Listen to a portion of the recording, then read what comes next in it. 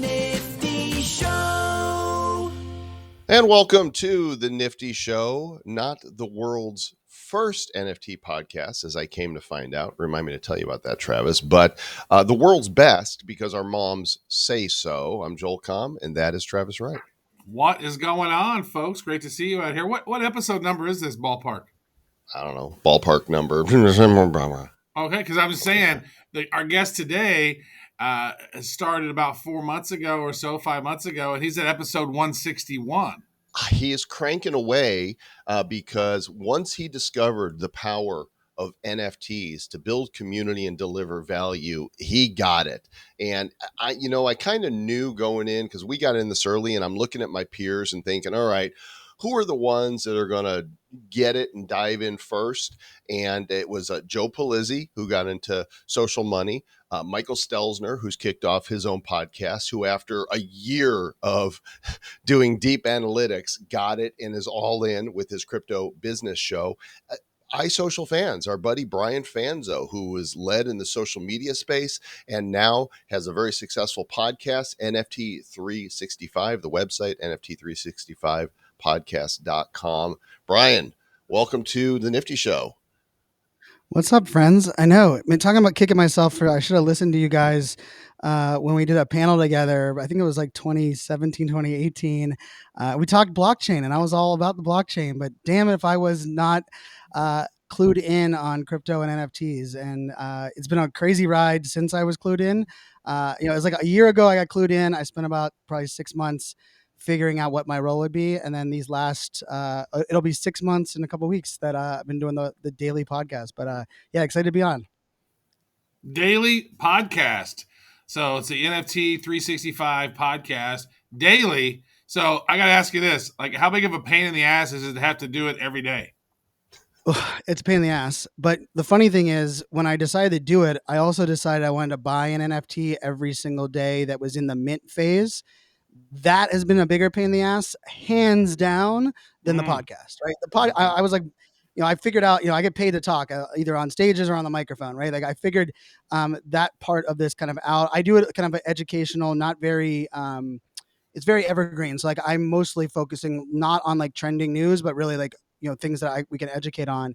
But this buying an NFT every day, I mean, I'm spending 4 hours trying to figure out, what NFT to buy every day, what block, we've done 13 blockchains, that we've bought NFTs on now. And that's been a wild ride. So like, I kind of wish and the weird part is like, I went back, I thought the podcast would be the harder thing, but the buying an NFT every day has been the more difficult one. Yeah, I totally understand that. So, there's a lot of different approaches one can take to creating a podcast in the space. And, just for the record, Travis and I have had this attitude towards all crypto and blockchain shows. We're not in competition with others. It might be friendly competition, but we're all, the boats go up when the tide rises. And so we're like, hey, let's talk to everybody in the space because we're all in this together. We're all pioneering and, creating in the space together. And so what went through your mind as you're looking at the landscape and going, what can I do that would be different for my show? Yeah, I mean, I think it's a great point, and I will tell you, like, I've kind of taken the same approach. Excited to have you guys on our podcast. We've actually had a couple of other podcasters on that are in the space as well. What I looked at it was like, hey, like I'm an early adopter on a lot of things, right? But I am not a financial guy. I am not a crypto guy, right? I am one that is more of like the tech guy that believes in community. And I was like, you know what? I'm really good at what I like to say, translating the geek speak, right? Like I can dive in and get really geeky, but then translate it in a way that's kind of relatable. And I was like, I'm going to bring that to the masses. But then when I was kind of looking at the landscape, there was, if as crazy as it sounds, we rewind October of last year, you guys and like 3 others were doing podcasts on NFTs, like on a regular, like, our buddy JLD had one that like did like 8 episodes, I think. And then he had stopped. There was like a couple others that had a couple episodes. And so when I was looking at it, I was like, we have to do one. And then I'm going to do the buy an NFT every day so that like people can come on the journey. They don't have to have like kind of the financial obligation. And then I will say like the piece that kind of was the like kind of the push over was, I was in New York with, Gary Vaynerchuk, and the Beeple documentary was being debuted. And I was up there, kind of shooting the shit with Gary, and Gary looked at me and he's like, don't go all in for brands or for one thing, Fanzo, like you did in Web 2. He's like, go all in a way that is something only you can put out. And I was like, what the hell does that even mean? Like, I was like, I'm not even sure what that means. And on the train back, that's when I was like, you know what? Let's just do it daily, because like I'm kind of the press the damn button and go guy. Like that's just kind of like the way I work, and it kind of fits in nicely. But I'm with you. Like, I mean, I listen to a lot of other podcasts that are great in the space. I celebrate. I think this space needs we need more education. We need more information, and really we need more different levels of like expertise. And like I would argue, when I was getting in this space, I was definitely, kind of fresh into understanding it. But I mean, I don't know many people right now that have minted, an NFT every day for the last 6 months. And I'm spending 4 hours a day researching for which ones we decide. And so like I've leveled up my knowledge of that just because I attack that as well. That's it right there. Doing that research, figuring it out, because that's the thing when we're in this space. And we saw NFTs back in 2017 with CryptoKitties, and there is no roadmap. There is nobody who's done anything before. It's like, wow, we are pioneers in the space, and we still are. Like people who are in the space now, still early, because digital assets are so huge. They're going to be a very prominent part of people's lives moving forward as more things get digitized and we dive into this sort of crazy metaverse worlds that's going to be integrating in between our reality and augmented realities, right? And as people start bringing these things in. So let me ask this, or I think some people will probably be curious about this. Of these NFTs that you've minted over these last 6 months, and if you're spending 4 hours a day researching each one, you probably found some good ones. So what are some of the better scores that you've found, the more profitable ones that you'd found over these 6 months of research and buying an NFT every day? Yeah, so I'll qualify it too. We are holding every one of them until November 11th when it's the 1 year anniversary. So when I'm researching them, there are some where I'll research and like, man, this is a killer flip, but it's not what I'm going to put in our collection, right? Like, and I'm really looking at like, and it's, I'm trying to be a forecaster and saying, by November, what would be ones that are valuable? And there's a couple that I minted and like that I think like I'm really proud of, because like the day that they minted, like, so Alpha Girls is a good one. It minted 34 total on day one. I was one of the ones that minted it on that day. And I thought it was a really great project with a great founder. Women Rise was another one that was actually like a week later that didn't mint out for, I think, 10 days. And the floor price dipped, but I could just see like kind of the, the utility that they were working towards, some of the other things that they had kind of like built in. And then there's been some projects that, we've, I won't even say we got lucky, but even recently we got, a couple projects that we, kind of splashed into, as far as like ones that we saw that were, kind of coming down the pipe. We have off the top of my head, not Three Landers. It's actually the other seasons of Art of Seasons that we minted at like I believe it was a 0.1 mint less than 2 weeks ago, and it's at 1.6 ETH now, from that side. And, and I will also say, yeah, I think that's it right there. I found that one a week out from it. And I will tell you, it was one of those projects that took the entire day to mint out. And until like people saw the reveal, I think that's kind of what kickstarted that one to kind of kick off, but I mean, that's a heck of, less than 3 weeks. And it's a 0.1 mint that is now, 1.3, 1.4. And there were some projects, kind of early, I will say of the 160, there's been 3 that have just have disappeared since like kind of launch.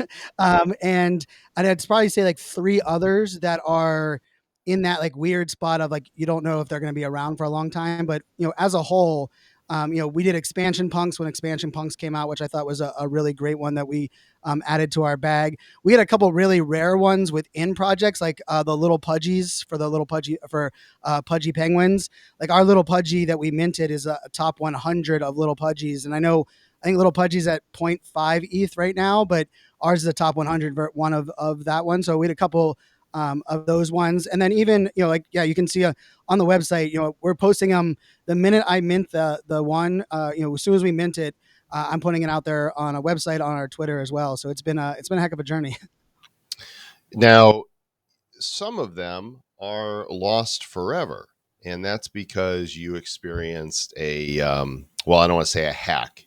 You did a rookie maneuver, which many of us have done. Even I gave away $2,000 to a fake mint site about a month ago. It was the first major mistake I've made in NFTs. And I've been at this a long time. So I know you covered in one of your episodes in depth. Maybe you could tell people the episode number, but just on a really high level, what happened? Yeah, so it was definitely a wallet compromised, and it was a like you said, a mistake on my side. You know, my background's cybersecurity, so I worked for a decade in cyber at the Department of Defense at the Pentagon, and it was actually a Sunday evening. My daughters were playing Roblox on my computer, and I was like, "Hey, this project called Juicebox Friends is minting. I need to jump on there." I closed out Roblox, opened up the website to mint Juicebox Friends. I realized it already minted out, and I was like, "Damn, okay, I'm gonna jump over to OpenSea and purchase the one off of secondary." And you guys know how secondary sometimes, right when after it mints out, is like it's going. By the time you click on it, it's gonna say like refresh the page. And what had happened was I had clicked on a couple, and MetaMask loaded, and when it did, I was like, "That's weird," because it didn't, it said refresh, like right, refresh the metadata. I'm like, that weird, so I clicked cancel, and then the next time I did it, I was like, "Well, maybe OpenSea is slow," and I just hit confirm, and I was like, well, that didn't work. I hit confirm again. I'm like, close MetaMask, tried to get another one, clicked up. And when it popped up again, I was like, wait a second. That window isn't asking me about OpenSea confirm. It is actually saying, do I want to transfer out? Or it actually, the second one, the one that I ended up hitting reject on that I thought was actually giving access to my actual wallet. So the first two ones that I originally clicked on, I actually clicked authorizing of transferring my most valuable NFTs out of my wallet.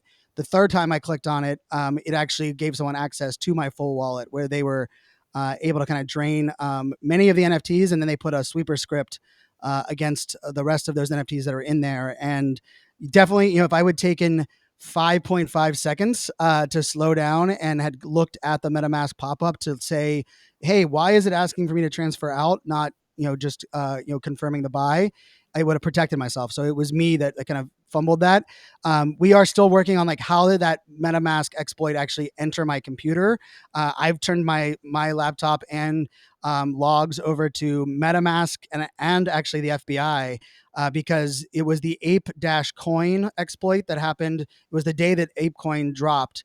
And there was over 3.8 million in NFTs stolen that day with the same exact exploit that got mine. And so, yeah, I say that as, and the crazy thing is I still bought an NFT in my other wallet that day for our collection because I'm that, like, I know that it was a human mistake, and it's the decentralized world of like the only person to blame is myself in this world. But I also think we can kind of make some changes and hopefully drive some like UI UX things. Like I'd love to hear your guys' take.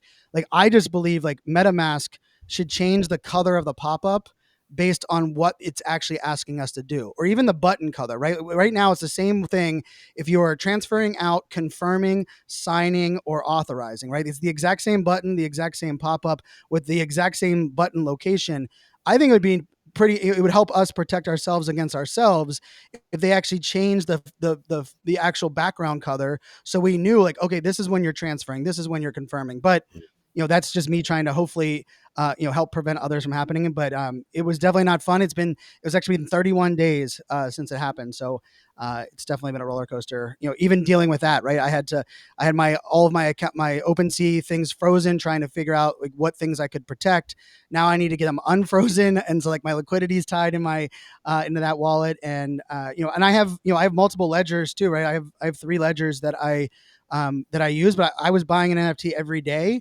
And like trying to do it through like a hardware wallet was like one more step that I just didn't feel like I wanted to take. And, I kind of regret that now, but such as this, kind of rolling with the punches. That's crazy, man. That sucks that happened. And you know what? There's a lot of people out there who, don't understand some of the pitfalls in this. So this is, again, we're pioneers. And I mean, I lost some NFTs really early on in 2017 because my MetaMask wasn't backed up and my computer crashed. And like 2 days after I got my crypto kitties, that they are still out there in La La Land somewhere, and I miss them dearly. I miss my crypto kitties. And then I think I've had some instances where I've gotten some that looked exactly like the freaking thing, and it's like 'cause a lot of times there'll be some bullshit collections on OpenSea, and you're like, and they'll go in and they're like, they will download all 100,000 or all 10,000 of them and make it look wow, and even have activity and volume going on it, and it's still being the wrong one. It's just like, especially like right if you miss that mint, like that moment, I think I'm the most vulnerable because it's like, oh, I missed the mint, they're sold out. Oh, I want to go get some now. Just like yesterday, I went and got some of the association NFTs. I think these are going to be amazing. These were actually minted for free. Joel, I don't know if you saw these, the association NFT.com, but the NBA basically has 240 players that's going to be in the playoffs, and there's 75 of each one of the players. They allowed people to mint them for free, and you just had to pay gas. And these NFTs are going to evolve over time. And I was like, oh man, these look awesome. And I was like, I hope these are the right ones. And I was like, all right. So they were the right ones. They had the blue check mark because OpenSea is so slow about getting that shit set up for the check mark. So it's when this shit is the most vulnerable is when OpenSea doesn't do anything. They're like, you need to have X amount of sales before we can verify you. But I'm like, you need to verify it so people know it's the real one. Yeah, it's a massive issue. I minted, and that free mint, that was a whole other thing. Someone exploited the contract and minted out a bunch of the associations. I was watching on Etherscan, and like a couple of wallets minted. You weren't only supposed to be able to mint one of the free ones for the association, and a couple of wallets minted. Like one was like 800 and some, another one was 500 plus. Oh, man. And like that whole point, right? Like, you have to go to the official links every time, and like we can say that, but we also know like. We're like, oh, well, I know that this is one. And I mean, the fact that there's so much money to be gained, there's now a lot of people that are willing to put money on the front end to do the exploit at even a higher rate, right? Before it was like, oh, we're going to use Polygon ones because they're free. And now people are like, I'll put up $1.9 million to fake a Moonbirds account on Moonbirds drop day because I know I'm going to net $19 million in stolen NFTs. Like that's a scary, world we're kind of playing with where, I mean, the Axios game that was hacked, it was proven that that's a hacking group out of Korea that we've known about for years that has never attacked this space before. And they got off with what, 300 million or $800 million from 600 million. Something ridiculous. Yeah, and that's when I worked for the Pentagon in Department of Defense, that group of hackers were who we were defending against. And the fact that like they believe crypto and NFTs are so valuable that they're turning their attention towards this space, like it's validating, hey, this space is here, but it's also a little scary to know like that some of the the powers that be and the money that's at play to exploit this world. Well, and the fact is the world is full of crappy humans. I mean, you might be wealthy because you stole a bunch of stuff, but the fact of the matter is if you do that, you're a crappy piece of crap. You're a walking Pumoji, literally taking from the world that your mother brought you into and bringing no value, and you should be ashamed of yourself. I don't care how much money you have. It's not going to make you happy anyway, right? If you're a thief like that and you go and buy a bunch of stuff so you can pay your bills, big deal. Your soul is rotting. And unfortunately, there's too many people out there like that, suffering through this life with rotting soul syndrome. But let's take a look at this, because I love that you've set up on oncyber.io, which apparently anybody can do and connect their wallet, a MetaFans NFT gallery. And you could actually walk through and see NFTs, and you see there in the bottom right, it shows you, more about it. If you press E on any one of them, it loads it up. You can go to OpenSea. You can see the history of it. If it's listed, apparently this one's reported for suspicious activity. You might want to take a look at that one right there. But I think this is a cool tool, and anybody can go and set up a gallery here, right? Yeah, and they have 4 free gallery templates. Like you're in like the art gallery version, but they have like a warehouse version, and then you can buy NFTs that open up other gallery versions of them as well. So I've done I think 5 or 6 of them. But yeah, it's a great way to kind of show people that these are more than just a JPEG. And I love like the metadata And actually, you're going to every one of those that you click on will say that this has been compromised, because OpenSea is now 3 days behind on unlocking my account. So every NFT that's been connected to any of my wallets still shows that. But yeah, pretty neat that you're able to kind of walk through the gallery, and and anyone can do it. And it's just on the browser, and it's very easy to set up. It doesn't take that much time at all. Yeah, we've both got this one here, the Tom Billia one. Really waiting for. I think Tom is going to come through on these. We've got a couple legendaries each, and looking forward to when that happens. I have a legendary as well, and I bought one of each level of that. So yeah, hopefully, I believe he'll come through as well. Yeah, it's one of those things on that. I love that. I love the thing, but I'm like, it's so hard when you're in all these different projects to get the announcements, right? So you know what's doing what. Like, you got this, and now it's going to unlock that, and like I think I've missed out, quite frankly, on nearly 100 ETH worth of benefits because I had the meta key artifact thing, but I didn't know at that exact time when to get which gave me the Clone X, which would give me the other stuff that like. Joel's more on top of that stuff. There's just so much going on. How do you manage all of that Discord stuff? So, I mean, I have 2 accounts that have over 200 Discord servers on each. I use Nitro, so it allows me up to 200. Actually, this morning I went to add my BFF because they were doing kind of a giveaway, and it said you must delete one of your servers before you can add another. I actually have someone on my team now. I went through and added like the announcement channel into one of my own private Discord servers. And then someone on my team is kind of going through that and giving me like, hey, today you need to go through and check to see if you got, this one. Because I was the same with you. And like, I'm buying them for the project, right? So we're 161 days in a row. We bought one for the project, but I have another 700 or so that are in my personal bag. Majority of them are on ETH that I've bought. In our project, we've done 13 blockchains. I own a pretty good amount on Solana as well. But like today we bought one on crypto.com, which I had not bought anyone. I don't know if you had, I hadn't bought one on crypto.com. It's like a drop on crypto.com, which the Beatheads dropped today, which is a cool project. Actually, Aloe Black, the artist, teamed up with Phil Lunchbag, the artist, and they created a really cool project called Beatheads that dropped on crypto.com. So yeah, I'll tell you, not only figuring out the Discords, but like my other thing has been, how do I remember where all my NFTs are even stored and what marketplace? Like between Top Shot and DraftKings and we're on Autograph. I've bought ones on Nifty Gateway, on Nifty. It is a little bit of a nightmare to kind of track all of that. But I think we're going to see tools that are going to make our lives easier. It's just not our lives. It's those that are going to come in probably in 2 years from now that are going to have a little bit of streamline that. But it is really hard to maintain. Have you seen the dumpster fire that is Coinbase NFT? So I did get I have beta early access on that. So I have an account. You can just slash Fanzo on there if you wanted to. I'm pretty sure I'm in here. Isn't it at Fanzo? Yeah, you should just. I think Fanzo I'm on here too, but I guess I got to log in. I'm not logged in, so let's just look at yours. But what they did is it's like social media meets NFTs, and people are just, they're horrible. They're being horrible and commenting on stuff just like it's Twitter. And I think they're going to stop that. It doesn't pull people in.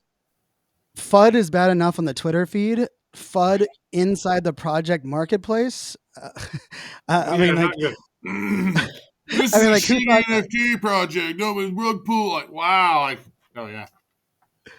Yeah, and just like the filtering and like the ability to kind of even but I will say, like, I thought they did a couple of things like really clean as far as, you're looking at the screen here. I think the way that they show like the attributes, I did see that like in one of their previews, like they're gonna have a pop up for you to be able to like download like the movie or the unlockable type content that we've seen in some of the other projects.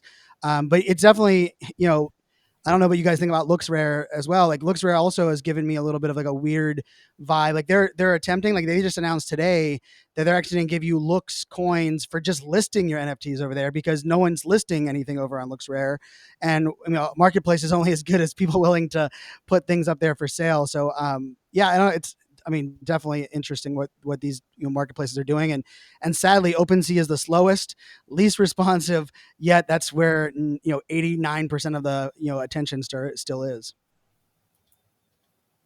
Yeah, Yep. for sure. What you got, Trav? You know what? I'm just taking a look at it and watching it, man. This is an interesting space. So what is your favorite thing about having transitioned from, social media stuff over here into Web3? And maybe when are you changing your name from iSocial fans to iWeb3 fans? That's pretty good. I think I've doubled down on just going back to what I was called in high school, which is Fanzo, right? Like I almost reverted back to web one. Fanzo, dude. You're like Madonna. Yeah, just straight Fanzo. You know what's funny? The NFT space, like, so blockchain is what I was super excited about, right? And I was bullish 2014, 2015. I worked at a data center company, was a job I had before I went on my own 8 years ago. And we were all about moving people into the cloud, setting up for the blockchain. So like that was like where my attention was. And I will say like the utility component and what a smart contract can enable is just something that like really excites me, right? And I even think of it way beyond what we're seeing today, like even a lot of things we've talked about. Like for me, like everything from like, I believe every employee's days off are going to be given to them in NFTs because they're going to be able to own them, share them with other employees, post them for sale in the marketplace where some of your fellow employees could buy them. I think when people buy their car in the very near future, it's going to have a digital twin, which will be an NFT that'll be able to, track it, also give back that like, a creator fee back to the dealer. And now the dealer is going to care about you maintaining the car rather than kind of the world we're in right now. So like, to me, like that, like it's really like pushing the limits of like what the smart contract, what these things can kind of enable. And then also the serendipity that NFTs unlocks is really what I feel has been missing from social media this whole time, right? Like, I mean, no one, like you don't randomly discover people that share your values and your mission on Instagram, on Facebook, even on Twitter. Like Twitter might be like the one that you have the best chance of like randomly running into someone that shares your values or your mission. But for me, collecting an NFT, going into a Discord with people that, it might just be the art, but it might be the art, the utility, and the people behind it. Like you said, we all didn't even know that we all have Tom Bayou's NFT, right? And like we go in there, there's gonna be people that care about similar things that we care about, all actively having conversations. And I don't believe that really existed. I mean, it existed like in Yahoo groups back when, like before anyone did any social media, and then it disappeared for social. And now I think it's living kind of underneath these expensive JPEGs. Mm-hmm.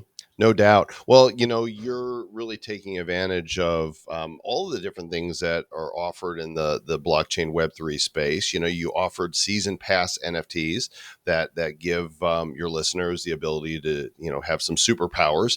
And you've also launched your own coin on Rally, the ADHD coin. That's around $5 a token right now. What was the idea behind that? What are people able to use it for? And now that you're seeing the power of NFTs, do you wish you would have gone that direction purely instead of having a social token as well? That's a great question. And you and I talked about that a little bit in San Diego, right? When, I launched the coin March of last year. So for me, the coin, weirdly enough, like tokenomics and creator coin was actually my first step into utility on the blockchain. And when I started to realize like, wow, this isn't just a crypto, I can build utility under it. It took me like 8 months to educate the audience on like, what does that mean? Right. Cause a lot of people are like, they thought it was like funny money or monopoly money. They're like, Brian, can I do anything with this? And like, why don't I just pay you in USD? Why the hell would why don't I go get Bitcoin? Why would I get what ADHD coin has? But I will say like, it's actually provided an amazing entry point. We have over, I think almost 1,600 individual supporters of the coin, and it's much more than just even what the coin's amount is worth, right? Based on the amount you're holding, you get access to certain levels in the Discord. I'm doing a 5-day masterclass next week on security and creation of like content and podcasting, and only those that are holding 200 coins or more will get access to it, right? And so like they're not paying me where traditionally it's a transaction, right? You pay me, I give you a course. Rather than that, we're saying, hey, you hold on to the coin. By holding it and supporting the economy, you're going to grow up. Yeah, we have 1,591 current supporters. And so that was interesting. And then I launched, the NFTs in the fall, and that opened up another door, right? Like a element of like utilities and transactions. And so I love, like, for me, what I use the coin for is I give away a lot of coin every single week, probably like $1,200 USD worth of coin to those that are active in our community. You share the podcast out, you engage in the content. So it's a way to celebrate people. And then they can turn it in for, they can, join masterclasses. We just launched, actually it's not on the site yet, but we launched NFTs for our merchandise. So rather than us like having to, we all know how that works in like the merchandise game, you have to kind of like guess how many people are going to buy. We're doing it from an NFT perspective, where you're going to have a hat NFT, a shirt NFT, you're going to buy them. And once it hits a certain threshold, they get shipped. And like, I'm able to do that kind of like within this economy that we're building. But to answer like the question on like, I don't know if like when people come to me right now and they say, should I launch a creator coin or an NFT? I think the barrier to entry and the education around NFTs is just there right now. Creator coins it can be a very mucky, like people are like, is it crypto or an MLM? And you're like, neither. And they're like, oh, great. Like, what is that? What does that mean? Like, how does that work? But I will say, like, I'll be very transparent here. I have a team of 9 people, and I am able to afford those 9 people to work for our podcast and our entire creator economy, strictly funded off of ADHD coin. Mm-hmm. So I am paying, like I am, for what it's worth, like I might say that I would probably have started with NFTs, but it's afforded me this ability where I don't even have to sell sponsors for the podcast. We're averaging like 8 to 10 new signups a day of ADHD coin, because when you jump in our Discord, the first thing we say is sign up for ADHD coin to get the extra levels, and I'll give you a free ADHD coin. Well, now I got someone from the podcast. I'm now bringing it into my creator economy, and now I'm kind of building those things around that. And like, we're doing a meetup in New York City for NFT NYC, which was a great event. Travis, you crushed it as far as, I mean, I know the bar was really low for other MCs and hosted that event, but you brought the hammer, and I was mad when you got yanked off the stage that one time where it should have been you on there the whole time. I was like, what the hell's going on? No, thank you for that. No, that was really weird, is that I was brought in to be the MC for that group, but then somebody who worked at NFT NYC was like, no, I want to interview Gary. I want to introduce Gary. And so I was like, okay. So I did like 2 intros or something. And then I was like, all right, I'm done. Thank you. And like, and then the crazy part about it, Brian, was that I was upstairs. I walked out and walked upstairs. And then this lady was like, you got to leave here. I'm like, why? And she's like, because this is a control. I'm like, I just got off the stage. And they're like, so you're not on the stage now? No. She's like, you got to go. And I was like, I'm gonna watch Gary up here from now. Like, no, you got to leave. And I was like, what? It was the craziest thing. But the thing was Gary's team was like, we need this area to be completely secure, blah blah blah. So it was just a weird thing. I was like, what? Yeah, well, I can tell you, everyone around me was like, we need more of Travis up there emceeing, because there was a lot of other people reading off a paper and not bringing the energy. And but I think that even and I think the reason I was even bringing that up too, like for me, like it's been so interesting, like how to bring people into this space, the different utility, different use cases. But like, I'll say, like with the coin, like the other part of like connecting the coin to the NFTs, a lot of people are trying to figure out tokenomics. We know like the Ape coin came out. The project that I'm most passionate about, that's in my personal bag, is the Psychedelics Anonymous. It's my favorite project, and I minted that on originally. And they have there's a coin component coming out with that. Yeah, and I will tell you, one as well. I got one of those Genesis ones. Yeah, beautiful. Great project, really great community. Project. Really great. I mean, I did a meetup with them in Miami at Miami NFT Week, and just a really, thriving group of, and like even the way they're doing the merch drop, and I think it's actually a pillar of how you deploy it. Like there's 6 NFTs that are involved with it now, and they're going to roll out C3 coming up very soon. But I'll say, like, my ability to maximize my NFT utility, which sounds very buzzwordy, is actually a lot to do with my coin. The fact that I was able to learn so much in creating my own coin, deploying it, and kind of managing it.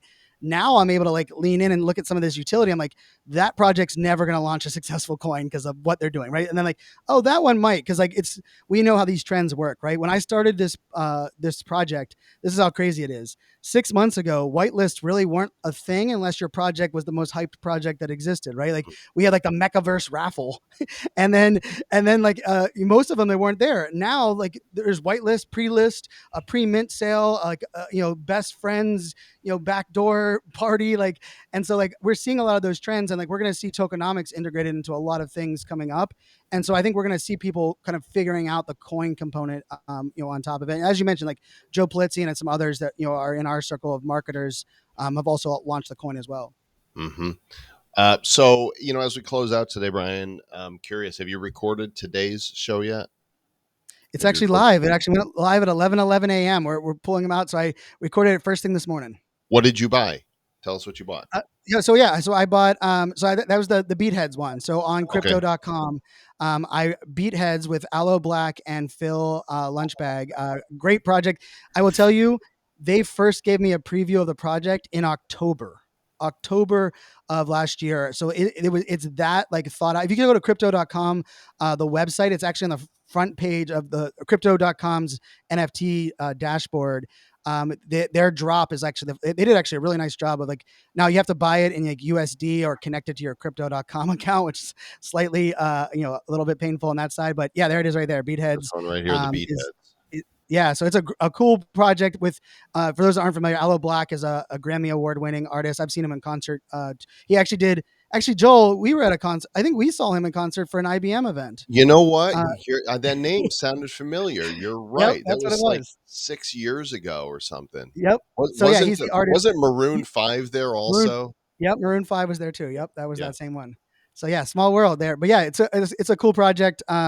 They're minting out, I believe it's like 285 USD to purchase on crypto.com, but it's another marketplace you have to kind of like figure out and learn and on that side. But and yesterday we did the Chippies. For those that are familiar, Chippies is Zane, who used to work for Gary Vaynerchuk. He was super active on Clubhouse. He started his own his own piece of this as well. So Chippies just minted yesterday. They minted out actually yesterday afternoon. And that's another project we jumped into yesterday. So yeah, yesterday was Chippies. Today is Beatheads. Hey folks, go subscribe and follow what Brian is doing. NFT365 Podcast.com is the channel. I mean, you only get us a couple days a week. You get Fanzo every day, and you see what the current thinking, and he's a true leader and a pioneer in the space. And there's so much content. Like when you look through the list of podcast episodes, it's very topical, right? It's about conferences. Do we dox people? Are you collecting, investing, or owning? They're very topical, very interesting. And congratulations, dude. We're going to look back at this time, and people are going to be like, man, I remember when, iSocial fans did one a year, for a whole year. And now look at him, and he's huge, and he's working with all these top players, and it's going to be great. Well, yeah, I see. They're going to look back and say that, and I'm going to look back and say, damn it, I should have listened to Joel and Travis from the jump when you guys were like, I remember like we literally had like an hour and a half beer conversation about like why this space was something I should be jumping into, and I did not listen. You thought we were crazy, dude. You were laughing at us. You're like, these guys are insane.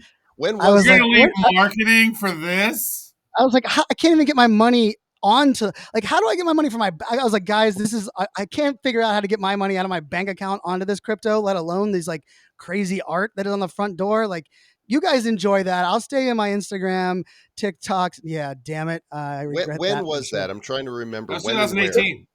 2018. I think it was like Wichita. It was at that Wichita event. Wichita Social Media Day Wichita, and we did that panel discussion, and then we had like an hour and a half, just the three of us were just jamming out, and you guys were debriefing me on bad crypto and the NFT side, and I was like, you guys are nuts. I can't believe you're leaving this hotbed of I as you can tell, you weren't wrong. I saw the light, I went all in. we are nuts. Well, Brian, appreciate your friendship, appreciate your content, and your giving spirit towards your community. So thanks for coming on today, man. Appreciate it. Thanks for having me, guys. And I'm excited to return it, have you guys over on my podcast as well. So we'll make that happen, and we're going to have some fun times. Awesome. Rock and roll. Yeah, appreciate you, for brother. Sure. All right, Trav. another solid Nifty show in the bag. And I know you know how to get us out of here. Well, it's great, man. It's like slowly but surely we've gotten all the cool OGs from the Web 2 world.